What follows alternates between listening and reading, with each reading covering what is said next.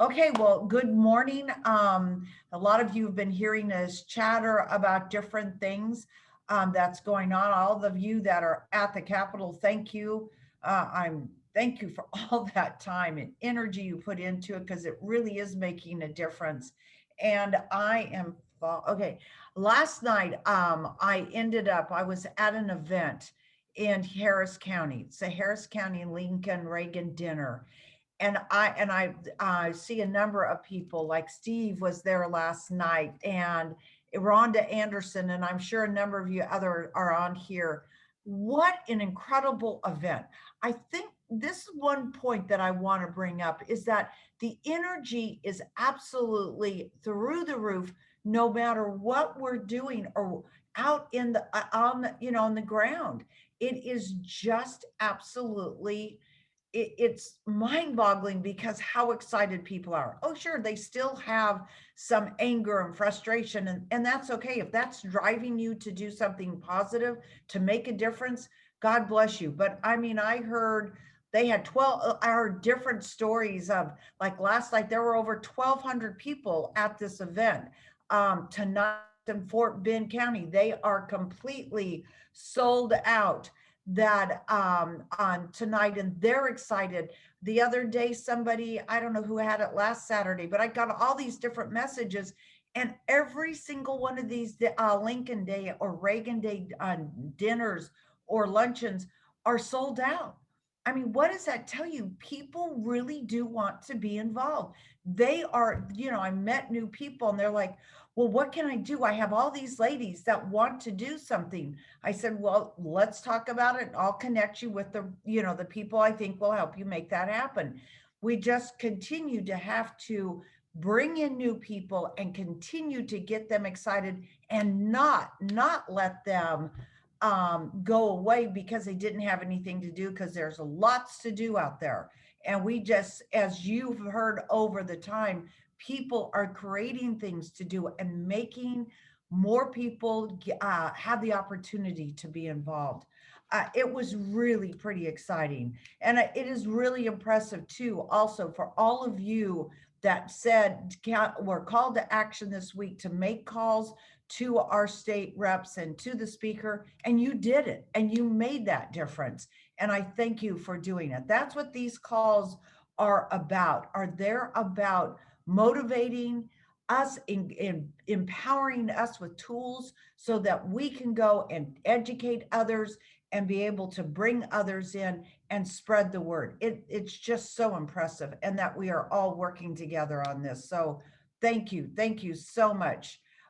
Yes, and I see that you, Carol, that you guys have May 1st. Are you, I saw that pop up. Also, I think if you read your reminder, or if you've got the TAD Talks, you will see who our guest speaker is for next week. And I saw him last night, and he even said to me, Tony Ann, I'm coming on your call. And I said, well, I did hear that, and I am talking with your staff. So Steve, I think maybe you might have had a little bit to do with that, but the governor said, I have heard so many great things, and that's because of all of you, not because of me. It's our team, it's you that have made this absolutely possible. So the governor will be coming on next week to be our guest speaker. So just thought I'd share that with you. But let's get going right now. And has Stephanie gotten on this morning? Have we seen her? She's on? Okay. So we're going to go in and follow our routine this morning. And so we're going to have Chairman Click, sorry, Stephanie, give us a update of what's going on at the Capitol, which is a lot. And I've already heard that people are staying there, as Rachel did, for until 1 o'clock in the morning. But so Chairman Click, where are you? I don't see you because you haven't talked yet. Oh, there you are. You're right on top on my screen. Yes. So if you could give us an update, and thank you for what you're doing. I really do appreciate it. So go forward. Great. I will probably have to drop off the call because I've actually got a hearing at 8 this morning that I'll need to get in the car and go to. But things are really picking up. Yesterday on the floor, We worked on a religious liberty bill that is, to protect churches. Counties like Dallas. Dallas was keeping open bars and strip joints, but trying to shut down churches. And legislation by Scott Sanford was on the floor yesterday. We will again be dealing with that on third reading today on the floor. And, very hopeful that that will pass. That is, one of the priority items that delegates at convention were interested in. My committee, Public Health, did 6 pro-life bills on Wednesday. Lots of testimony, and we'll be doing some more pro-life bills, and the gender modification bill will be heard in committee on Wednesday. I understand that some election bills were voted out, but I did not see that, and I know that we had gun day in the Capitol as well, and I think your other speaker will be talking about that. Things are really, really picking up. We'll be doing budget here in another week or so. I believe the 22nd is the date of budget, and so it's breakneck speed now. And as you were giving your report, it was making me think of how you guys are on the floor and you're, discussing bills and passing them, and I know most of you know this, but I just want to also say that if you're watching what's going on the floor, if you have the time to have that up while you're doing some other work, or you just watching it just because you have that time to be able to do it, you can call the office and express your opinion. If you have your state rep or your senator, you have their cell number. You can text them if you're in support of it or not, or give them a word of encouragement of that you heard them speak to the bill, and let them know that you really did like what they said, and thank them for representing you. So that communication still can be done while that's happening. Oh, go ahead. Were you going to say something, Stephanie? No, I'm. Well, I thank you, and I'm sorry you're going to have to leave, but hey, we totally understand that that's so important, but we are very appreciative of everything that you are doing. We really are. So, and so I see that people are on the chat and asking questions and encouraging you for your committee. Which committee do you have that you're going to at 8 o'clock? Human Services. Oh, okay, great. Well, thank you, appreciate it. Okay, then let's go on next to Representative J.C. Jaton. Did I do that right, Bisa? Anyway, I know that you're on there somewhere because Bisa told me you were. And you have all sorts of excitement that's been going on in the election committee, and I hear you passed out some bills. So do you want to give us an update on what happened, all the excitement that's going on there? Sure. Good morning, everyone. So last week we had that 22-hour marathon hearing on HB 6. Yesterday during committee, I think that was about 14 or 15-hour committee hearing last night, that we did pass through HB 6. And so I appreciate everyone's help on that. That's a big deal. It's going to the calendars committee. I feel confident that the calendar committee is going to get it to the floor sooner than later. SB 7 passed out of the Senate and is headed our way. And so we want to make sure that we get ours over to that side. And so things are certainly moving on that. And we definitely appreciate the speaker support on the House Bill 6 from the beginning. And he's going to continue to make sure that we get this through the House and over to the Senate. We're still hearing other election bills as well. We heard a bunch of them yesterday. We're still going after making sure that we're securing the ballot by mail, that we're securing our polling locations and the machines, and that we're making sure our voter rolls are up to date. And so we're going to continue to hear bills on that. We're going to continue to push them to the House floor and over to the Senate. And I'm still very confident that we're going to get some good election integrity bills done this session. The House wants it, the Senate wants it, the governor wants it. We all know this is a priority. Y'all have made it very clear it's a priority. That always helps. And so again, thank y'all for coming out to testify and communicate to all the legislators that this is all helpful in this process. And so, and also the misinformation campaign that started after SB 7 and HB 6.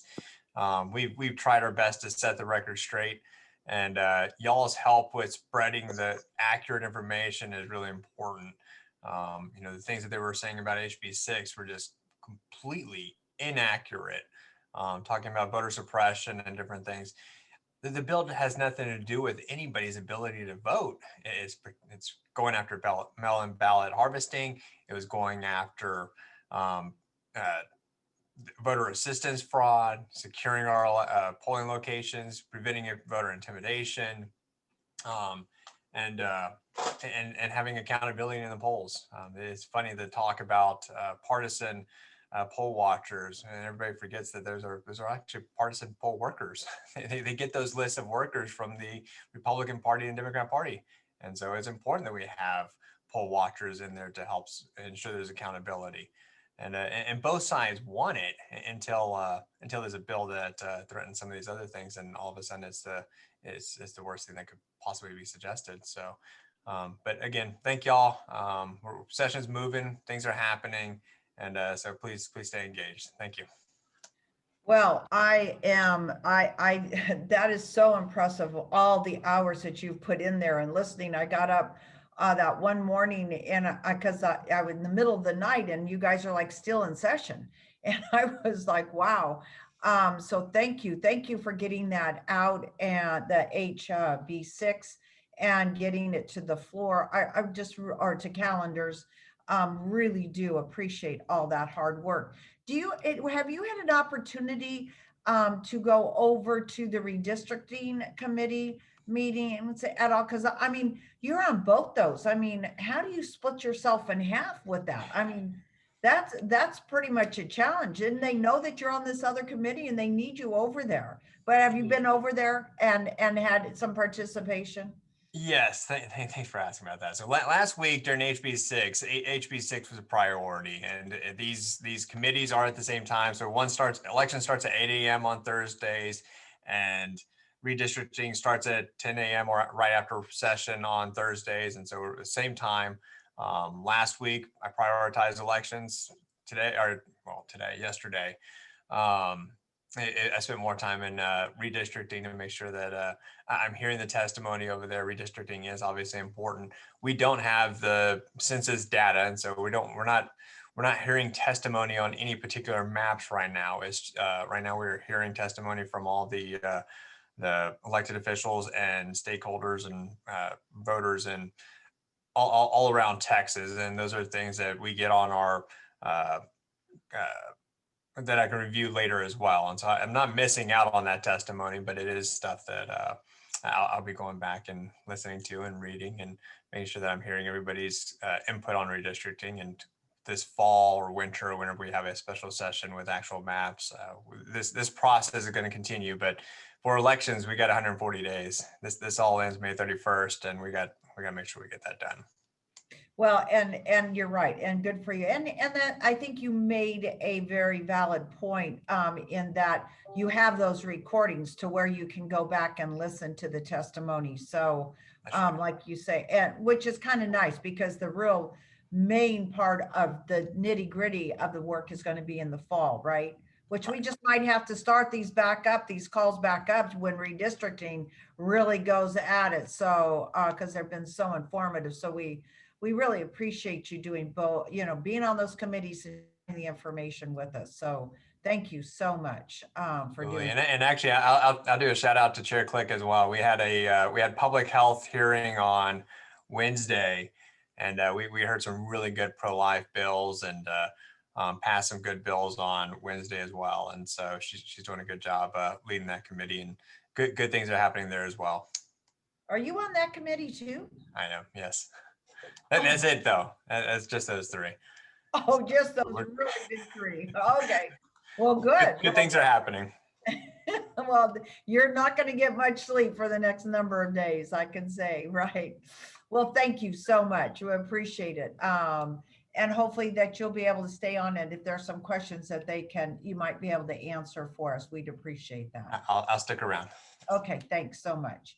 Okay, so let's now go into the bulk of our meeting. And this information is so crucial. So every aspect of this meeting, this 1 hour, is pretty impressive of what we are learning. And I'm really excited about our two guest speakers today, because we're right in the midst, as we are hearing, we've got all these committees going on, and all of these all the testimony, and really trying to be effective. And obviously it works. You guys have done a good job of making the calls, of being there and testifying or submitting testimony. But there've been a lot of questions of, well, I'm a little uncertain, and can you really give me some more details? So I called on two people that are truly experts. Both of them, I've seen them in action. I've worked with both of them. And so I called on the grassroots to talk to us about, how do we really delve into it? What is that process? Where is their mind when they're going at this to go and just dissect a bill or to plan a testimony? And so I ended up asking these two women, Deon Starnes, who is a very dear friend of mine, and asked her as what she does to start the process, not just to go in and get to the kiosk, but where do you go? How do you dissect that bill? What do you pull out to really focus on a portion of the bill? And so she's going to share that. And she is on SREC right now. I think it's her 4th term, if I'm not mistaken, and is her last term because you're term limited. But she also is the chair of election integrity for SREC. And then, but she's also that person. She's a teacher, and history, AP government. This stuff's in her blood. She loves it. If I call Deon and say, Deon, could you tell me a little bit about this bill and where it's coming from? Man, she's got it. She's on target, and it just amazes me. I just sit there and go, thank God she's my friend and can share all this, because I don't know how she does it.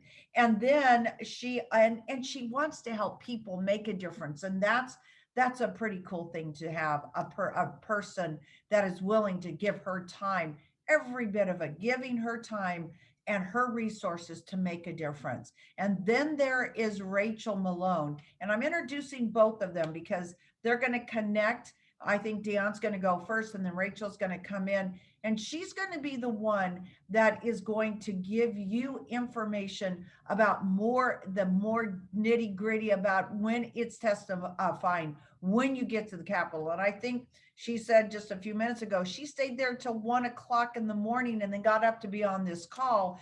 And I worked with Rachel. I got to meet her back when she was, what was your position there? Operations director at RPT. But we connected and worked together on trainings, and she has done some videos that are in training. If you haven't seen her videos, I'm going to ask you to go back. She's going to give us details about that, but go to her, to Gun Owners of America, their website. And Davy Duke from Waco area actually had suggested this back in the beginning when we had started these calls, and to look at her videos.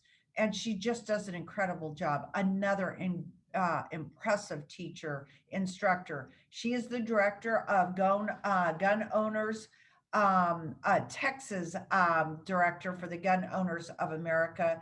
She's a national certified firearms instructor. She has goes out and speaks. She's a great person to call on if you need a speaker.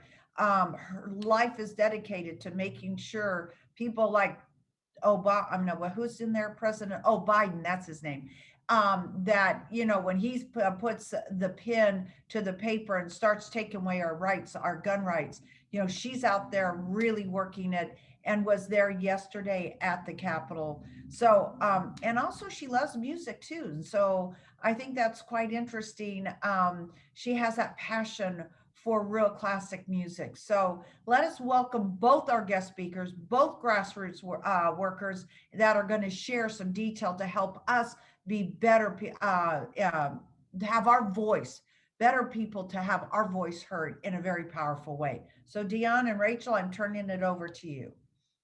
Thank you, Tony Ann. And like Rachel, I went to bed at 1, but part of my time was driving back to Denton. So Rachel's kudos to you to sticking it out that long. I abdicated a certain amount of the way through. When Tony Ann asked me to do this, I mean, I'm looking at some of the names on here, and there are a lot of grassroots activists that I have seen over the years. So for those of you that already know this information, thank you for being on here. Thank you for taking someone under your wing and mentoring them and teaching them this process, because we have got to start getting people identified. And sometimes we forget what we didn't know, right? I had a lady ask me some questions and I'm trying to answer them. And she goes, wait, you've got a PhD, I'm in kindergarten, start over. You know, and that's where Rachel is so good at this, because she's so good at starting at the beginning. So I'm going to kind of take a more in-depth view. If I understood Tony Ann what she wanted, what do I do when I see these bills? First of all, when you're going to testify, be informed. That means that you're going to go read the bills, right? You're going to actually look at the bills. It's okay to get talking points, but if you get into a situation where they are actually asking you questions, it helps if you have the ability to actually answer those questions. So I'm going to take you over to Texas, maybe TLO. If I can figure out how to share my screen again. Give me 1 second. And we're seeing Tony Ann. Hang on. Okay. Can y'all see that? All right. So there's a quick, easy way if you are going to do look up a bill, right? So a lot of times I want to go find out what is coming up on the House floor. Generally speaking, you're going to see something come out today for next Thursday. Right now, elections is meeting every Thursday. So I know on Friday morning at some point, I'm going to see something. It's not going to be here, but click on committees. Make sure this says the correct legislature, which is the 87th. Go down to elections, click on it. And you see over here where it says meetings, there's public notices. So let's look at yesterday's 16 bills, by the way. These guys are rock stars, and I want to give a shout out to Jatan. It is the first time that I have met him for this session. Great staff. I have loved working with him, and he has absolutely been a rock star. Click on the text part, not the Adobe, but the text, and it's going to bring it up. If you hover over a bill, so Phil King had one that dealt with the Zuckerberg bucks. I know we've talked about this before, third-party funding of our elections and the problems. There are actually 2 bills, Phil King being one of them and Candy Noble being the other. You can click on this, and it's a quick shortcut to take you directly to the bill, where all you have to do is hit text, and then you can read it. One of the things you need to be aware of is that they are going to, a lot of times, put in a committee substitute. So they file a bill, and as was the case with Representative King's bill, I had some issues, right? We all have issues sometimes. And I reached out to a staff. If you read the bills, you can see just because you may not like a portion of a bill doesn't mean that the bill has to be thrown out. You can take that section of a bill, and I want to go to a different bill, maybe a longer bill. Well, since Jatan is on here, why don't we go to one of his bills? You okay with that? Okay, we're going to go to 4331. No, Let's go to 2546. I like that bill. Maybe.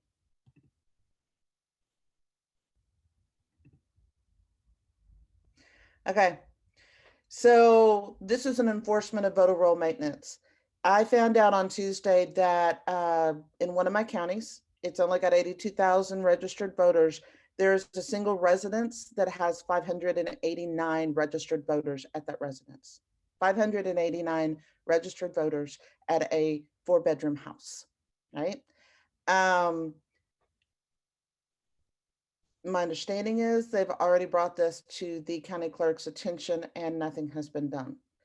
Of those 589, there was 100 and some odd that actually voted. The guy that owns this house gives has a website, has a business that if you want a home base as Texas, you use my address to register to vote, to register your vehicles, to get a driver's license, all without living in Texas, right? So well over 100 people actually voted and they don't live in Texas. They're just using this guy's address, right? And the voter registrar has not done anything about it. Jaton's bill actually comes in and makes it where the Secretary of State has a little bit of oversight.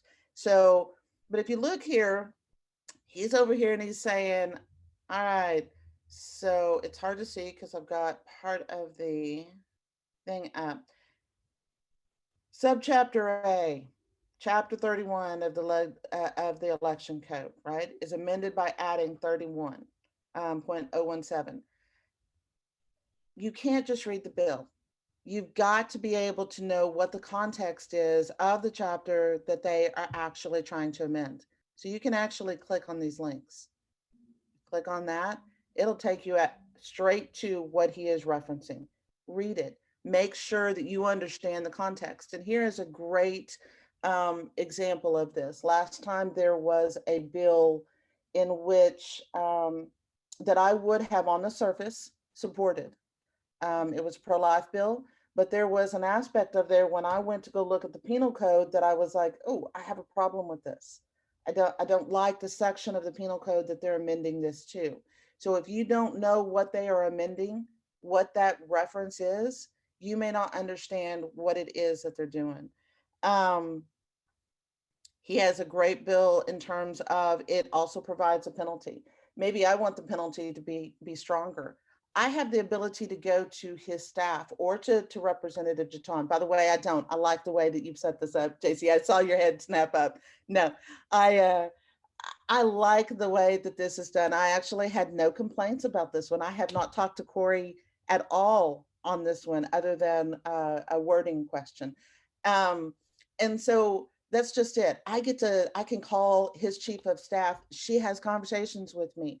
I asked a question, okay, can you explain to me why they're saying court clerk here and county clerk there, right? What is the purpose of that? And she went and found an answer for me and got back to me yesterday. Those are, they will, you don't have to be somebody, they will contact you back. They will talk to you. It is a great way. It's not only important to know the state reps and the state senators, but for their staff. They're the ones that are immersed in this. And it's really important that you keep an open line of communication. I think one of the best texts that I got from a chief of staff was this past week. And they said, thank you for not, for always asking me about why I did something on a bill, instead of just telling me my bill's not going to work, right? Sometimes they will work with you on a committee substitute, or if they hear your concern, you may have bringing up, you're looking at it from a different perspective than maybe they did, and they're more than willing to fix the bill. So read the bill, make sure when you go to testify that you have specific sections, unless you're just doing a general overview. But talk to the bill. They respond much better to logic than they do emotion. So with that, I'm going to turn it over to Rachel. Rachel, did I lose you? All right.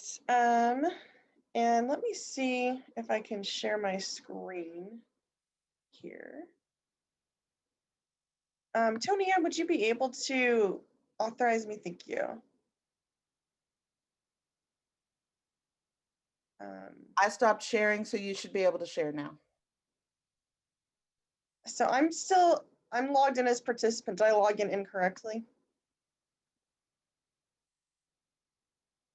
I am supposed to, I thought I had put you in as a co-host, and I don't see, if Bisa or Shirley, if you see Rachel, do you, oh, there she is. I got her. I'll make her a co-host. Sorry, Rachel. Thank you. I appreciate it.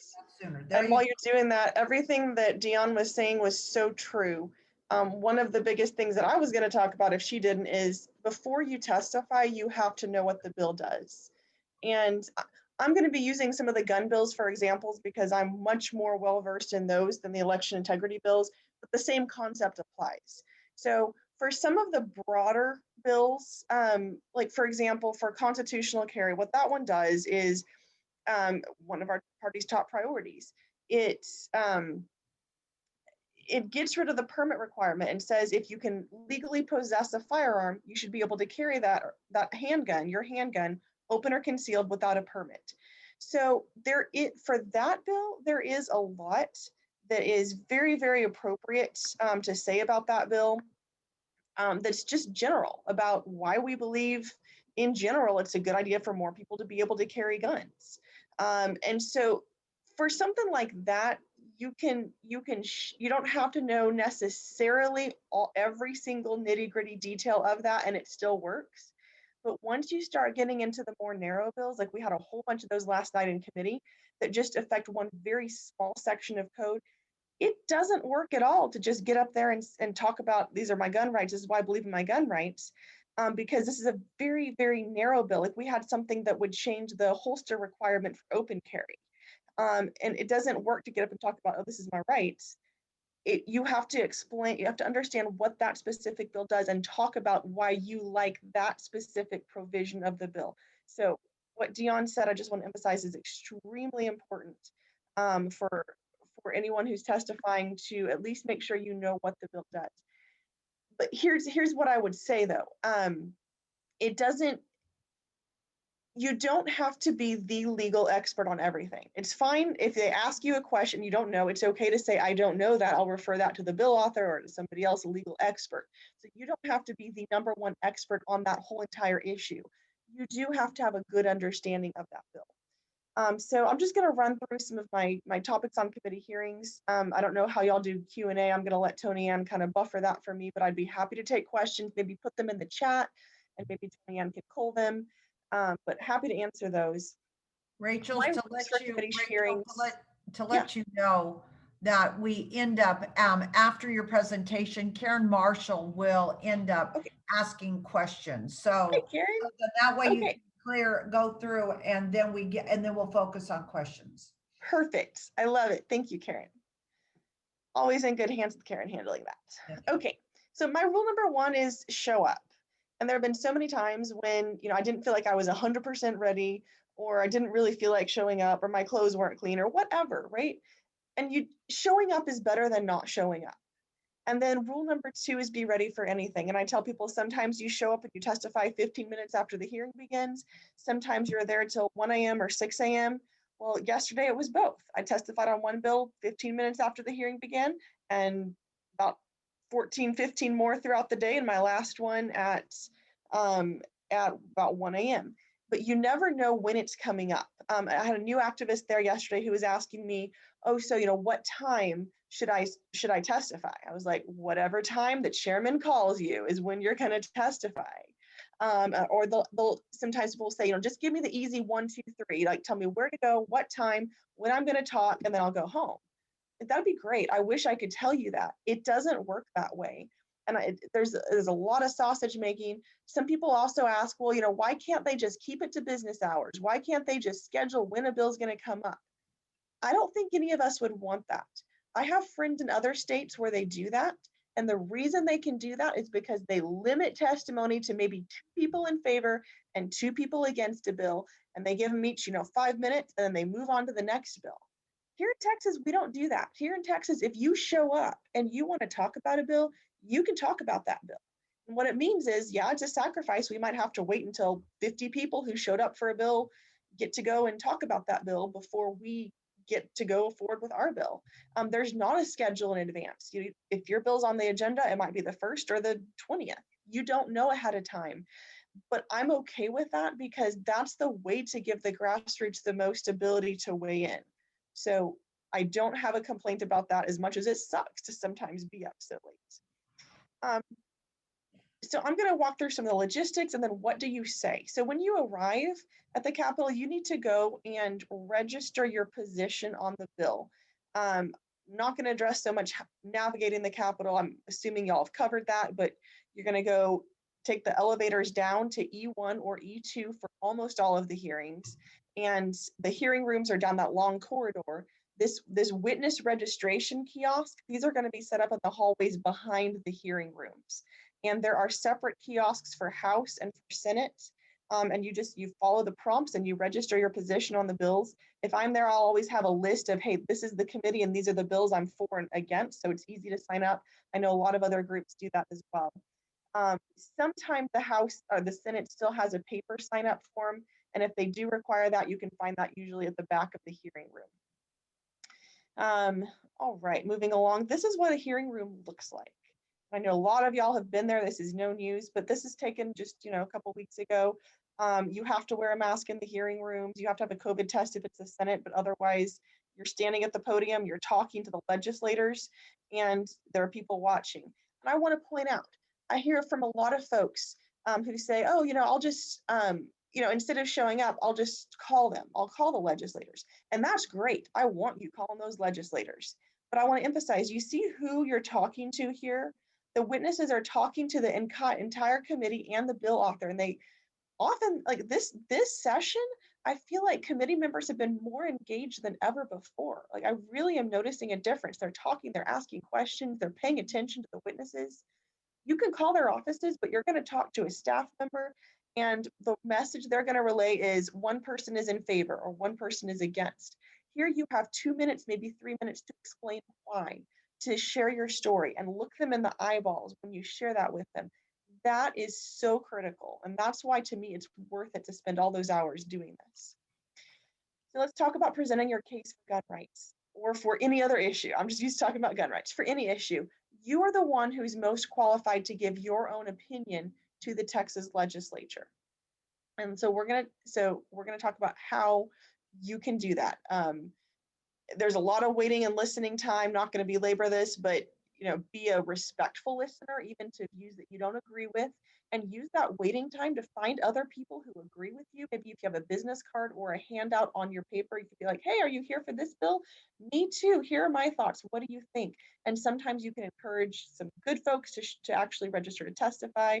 You can find other people to connect with next time. That can be very, very useful. So as far as preparing testimony, we've already covered this. Make sure you're reading that bill. You've got to start with these words. You have to say your name, your position on the bill, and the bill number, and who you're representing.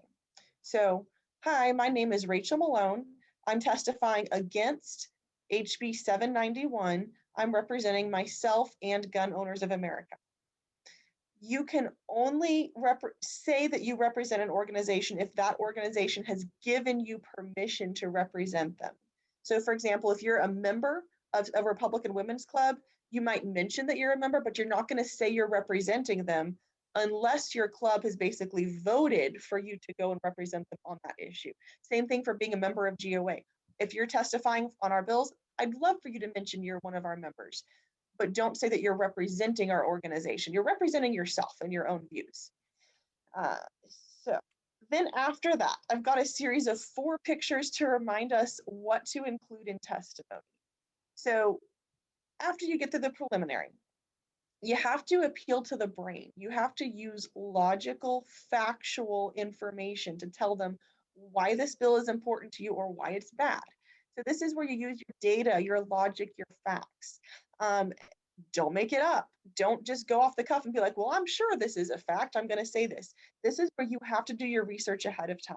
If you're not sure of a fact, don't say it or rephrase it somehow. Sometimes you've got time right there in the committee hearing to look it up on your phone, make sure you have that source, but make sure whatever you say, like, 95% of people, or 95% of, not actually 94% of mass shootings happen in a place where normal people weren't allowed to carry a gun.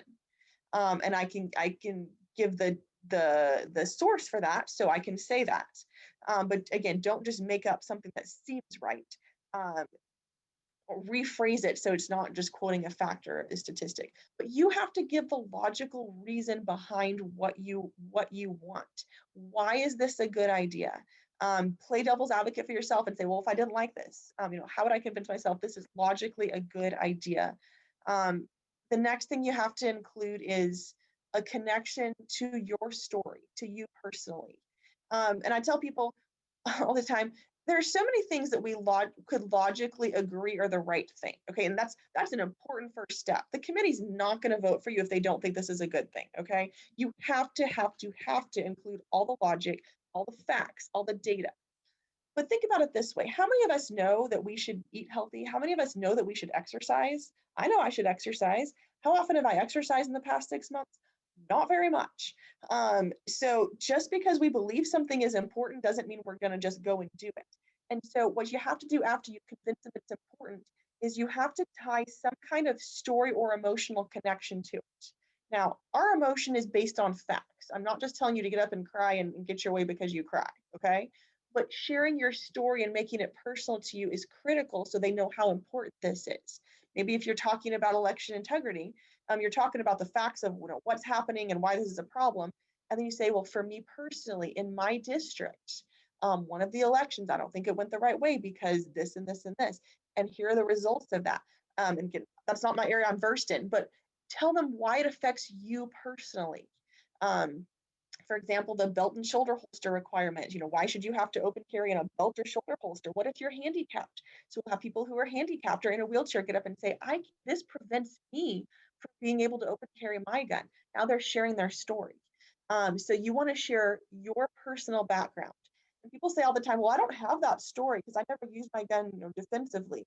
Well, you have a background. You're a plumber, you're an electrician, and you teach free LTC classes to single moms because it is too much of a burden for them to go and pay for the class. That shows how much the license is a burden. You do this of your own goodwill, not to make money. So share your background, share your story, relate it to it, but make sure it relates to the bill. There's no use getting up and sharing a random story about yourself that doesn't prove why this bill would have helped you. You have to be able to share something that shows, hey, my life was worse because this bill wasn't in place, or my life will be worse if you pass this bill, worse or better, whichever way you're going. Concrete blocks, because you have to be concrete in your presentation. You have to be specific.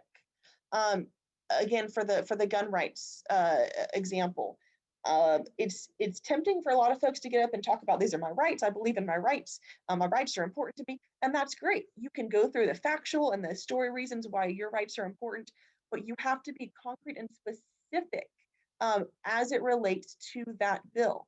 Okay, so gun rights are important. How does that mean we should get rid of that permit requirement? How does that mean we should get rid of that gun-free zone?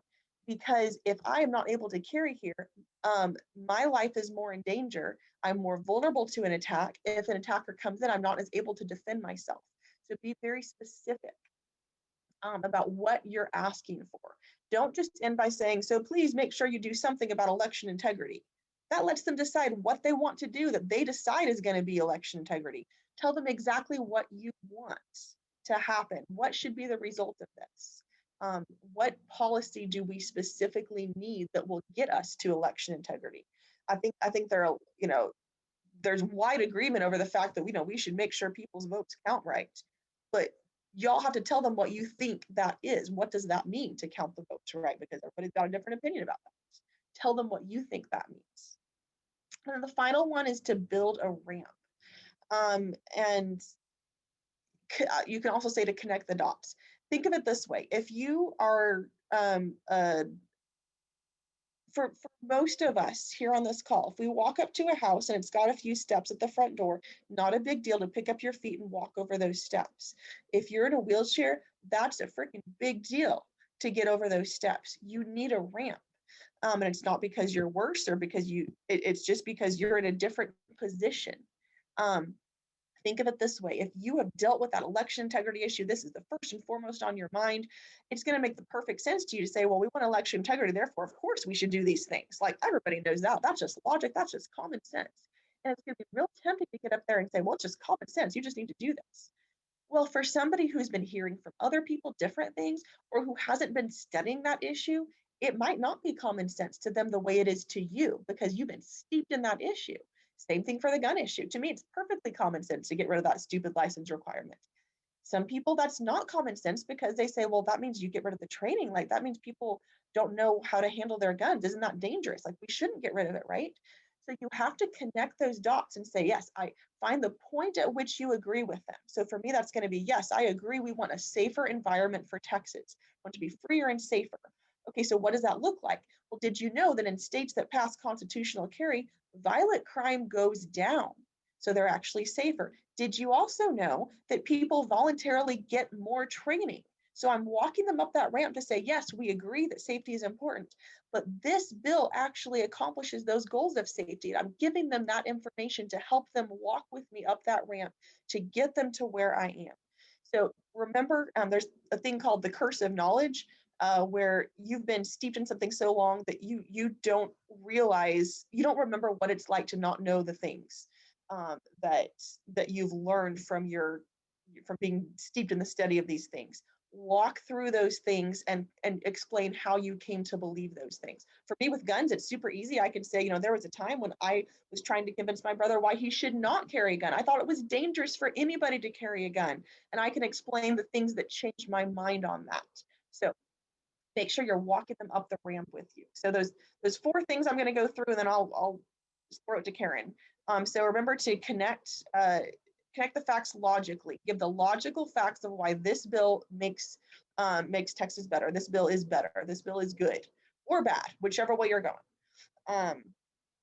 And connect your story to it. Tell them how this affects you personally. Be specific about what you're asking them to do. Not protect my gun rights, but repeal the permit requirements. And then connect the dots, build that ramp, find the point at which you agree and walk them up the ramp to get to your final conclusion with you. And I will throw my contact information here. If you go to our website, there's a ton of information. There's contact information for all the legislators. There's a bill tracker. There's activist resources with a lot of talking points on all the gun issues. And there's even a 2-pager on how to get into the Capitol, where to park, how to sign up for testimony, how to navigate the Capitol, COVID restrictions, things like that. So with that, I'm going to throw it over to Karen. Well, before you do, Rachel, thank you, both you and Deon. Wow, great information. And I know we have some good questions also. I love the visual. That's impressive. If there's anybody new on the call, this is your first time, and welcome to all of you. We do not unmute to ask questions. We strictly ask questions through chat, so that we go right to the heart of your question. So that, just wanted to review that real quick for anybody that's new on the call. So now we will turn it over to Karen. All right, well, we start out with a lot of kudos for Representative Jeton. One person said, thanks for voting HB 6 out of the Elections Committee yesterday. And Margie says, and thank you for your work on HB 6 and for your work on pro-life and redistricting efforts. So kudos to Representative Jeton. And then Margie asks, how do we watch bills being presented? I can show that. So what I'm going to do is still screen sharing. Go to capital.texas.gov. Make sure you're spelling capital with an O, capital.texas.gov. And if you want to know what's happening right now, see this page, this link where it says video broadcasts for the House. You're going to click here. There will be, here we go. There's a press conference in progress. You can click here to see it. Notice there's not a link here. That means the session isn't happening quite yet, because that's going to be probably 10 o'clock today. Sorry, 9 o'clock today. It tells you the time right there. And there's a hearing scheduled for 9:30. And if you want to see the past ones, you just click either here for past committees or past session ones, like that happened yesterday or 5 years ago or 10 years ago, whatever. For the Senate, it's going to be similar. The Senate splits up their current ones and their archive. So their current one is here, and then video archive will be over on a different link. Same basic concept. You can go and listen in any time. All right. I hope that answered your question. And there were a couple of questions for Representative Click, but I think she had to drop off. So, I'm still here. oh, good. Okay.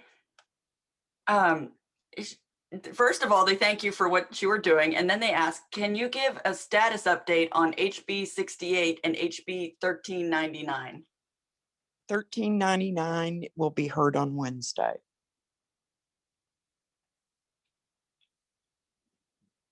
Okay. And 68, HB 68. That particular author has lended his support to 1399. Thank you. And then Ben Brown asks, Representative Click, or will your, Chairman Click, will your committee hear HB 2693? I am not sure what 2693 is. We have hundreds of bills in committee. In fact, we have the second highest number of bills in our committee. So I'm not sure what that bill is. I'm sorry. All right. And then the other questions are, the next question is for Deon. Ann Grinnells asks, in what county was the situation with over 500 voters registered at one address? That would be Wichita County. They only have like 82,000 and change registered voters, and there was 587, I believe, registered voters at a single residence. Wow. And Rachel, Pauline asks about the bill that you used an example. When you said that bill, which one did you mean? What was the HB number or the SB number? I think I was talking to you about several bills.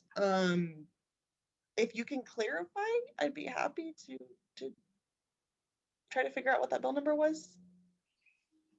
I'm sorry. Yeah, that's all they said. I testified on 16 yesterday alone. So there's a lot of bill numbers floating around. Mm-hmm. Okay, and Jim Sutton requested if there's a way to share your slides, please do so, because he said he has friends in Colorado that are testifying before the Colorado legislature, and that they would be helped by the information as well. There's a lot of information here on my resources page. If you go to legislature and activism, there's this, let's see, videos and slides. And then there we go, video. This is just a screen share of how to use TLO. So there's not slides. And this is a video and slides. So there's a lot of stuff on there. That's gunowners.org/Texas. All right, and then Margie also asks, is there a public source that we can access to look around for other occurrences of multiple people voting from one address? Like, for example, in our own counties, a place where normal people can pull the data? So there's a couple of things that you can do. Number one, if you've got access to your county from GOP data, you can pull it. That's actually what this guy did. He just did a download from GOP data, and then it was verified with, you can request from the EA or the county clerk, the voter registrar, a list of registered voters in that county. Most of the time it doesn't cost. They will ask for it in a searchable database, like an ESL, a CSV, I'm not very techie. And then search by, address, or search by, just go through and start pulling up addresses. There's actually a training that Kathy Hagler and Eric Opiella did on how to do this very thing. And I will try and get that to somebody, probably Tony Ann, so that y'all can learn how to do it. It is a great tool. Kathy Hagler has gotten dead people off the rolls for years in her county. So, So I would say thank you for sharing that, and I think that might be a presentation we would have. I know we need to do it now, but have that like after. We'll see how it works out. If we have room for it before the end of session, that would be one thing, because that's something I think volunteers can continue to work on. We're getting short on time here right now. And so I do have one other person I want you to hear from, how we highlight stories and how we highlight somebody communicating. And I just want to make sure that we get Jillian in here. So I know there's a lot more questions that are coming up, but maybe we can get those answered either through chat while Jillian's talking, or we can, maybe we'll bring those up at another time. So, and I'm not sure how much more is there, Karen, but I'd like to go into Jillian's presentation. If we have a little bit of time afterwards, we can stay on the extra hours, what we could, I pass that hour, okay? But great questions, good interaction. That's what makes this so powerful, this 1 hour. But what I'm going to do now is I'm going to turn this over to Shirley Martinez, who, as you all know, is like the best secretary in the entire world if you read any of her minutes, and is the core group who helped get this organized. And so I'm going to have Shirley introduce Jillian today. Are you there? Yeah, I'm here. Thank you, Tony Ann. Our guest for today's, can you hear me? Yes. Okay. Our guest for today's section of sharing info time is Jillian Boldway, a member of the Bexar County Republican Women, which, by the way, is the first Republican women's club in the state of Texas and the third oldest in the nation. We invited Jillian to talk about communicating. Our communication is being done through a call this morning, but she does it through writing in newsletters. I know Jillian because she's our club's newsletter editor, and many of you know her as our TFRW newsletter editor as well.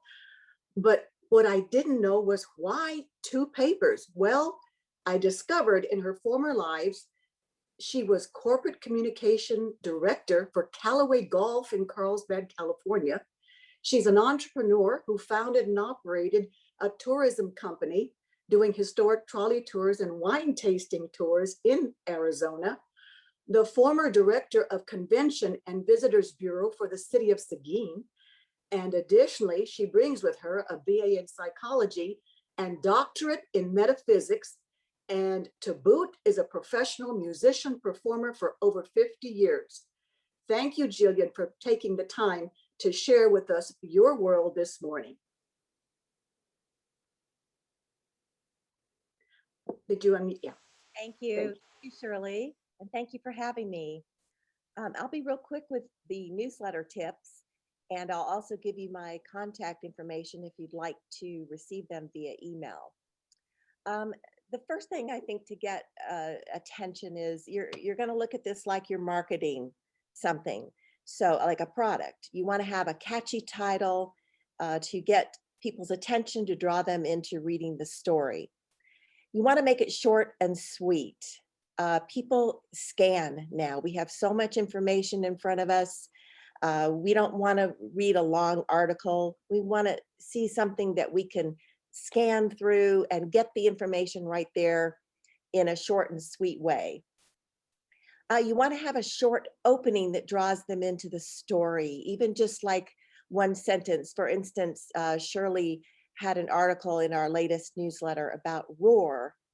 And what we wanted to do was to get people to look at it and draw them in. So our first sentence of that article is you have a choice. So you can use just one sentence as your opening paragraph. I want to know what choice I have. That's going to draw me into reading the article.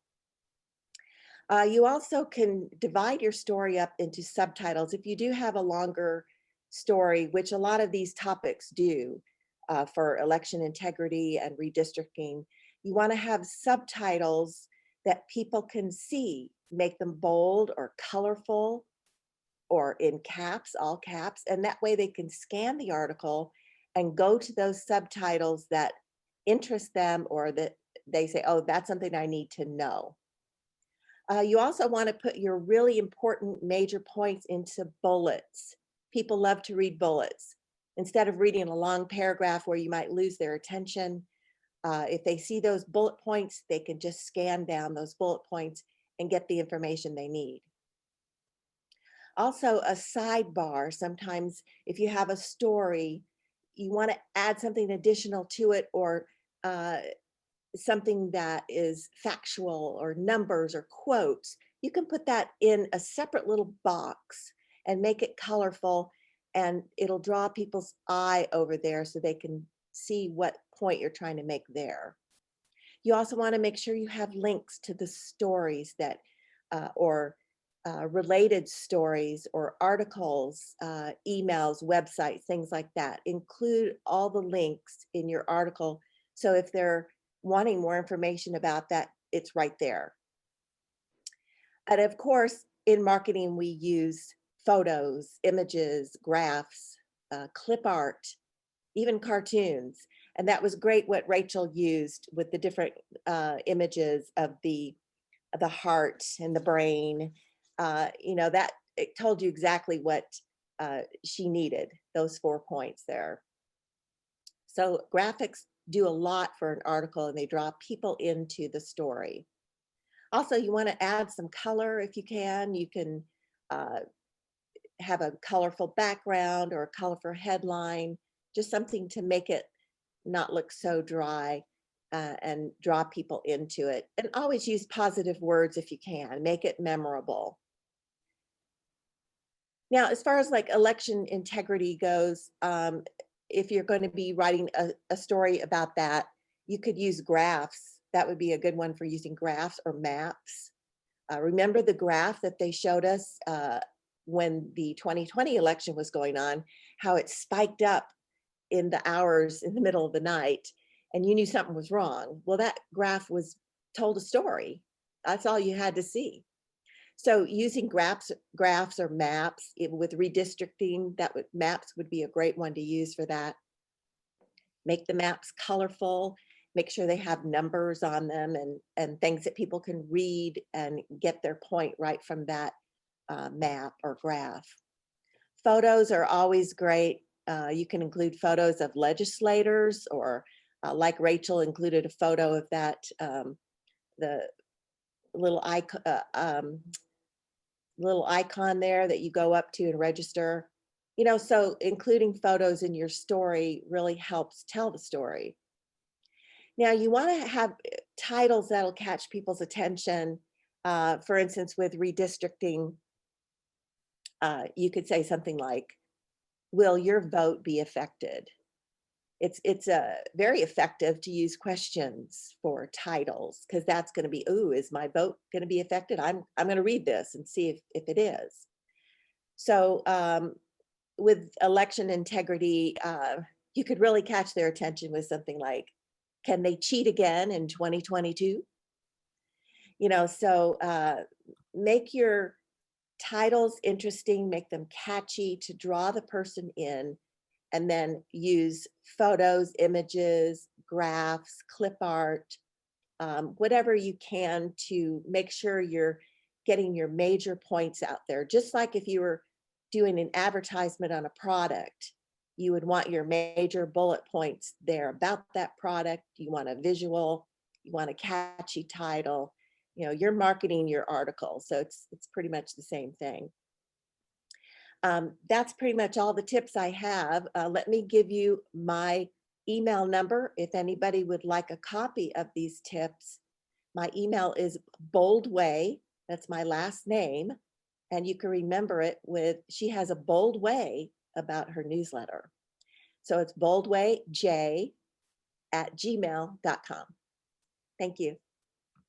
Wow, Jillian, that was great information. And I have been so impressed with, the TFRW newsletter I get and I read it. And then all of a sudden I saw the Bear County and I'm like, wow, this is so similar. And that's when Shirley had said that it was the same person doing both. So I am very thankful that you came on today and shared that, because even in our, just our emails going out, it's important to capture the people right off the top. So that is very important. Thank you for sharing your email and allowing people to go to you and to give us those tips. But I know Shirley will have them also in her minutes that will be posted on the will be posted on my website, tonyandeshield.com. Okay, Thank you, great. Jillian. Appreciate everything that you do for us too. You're And I- welcome. Thank you for having me.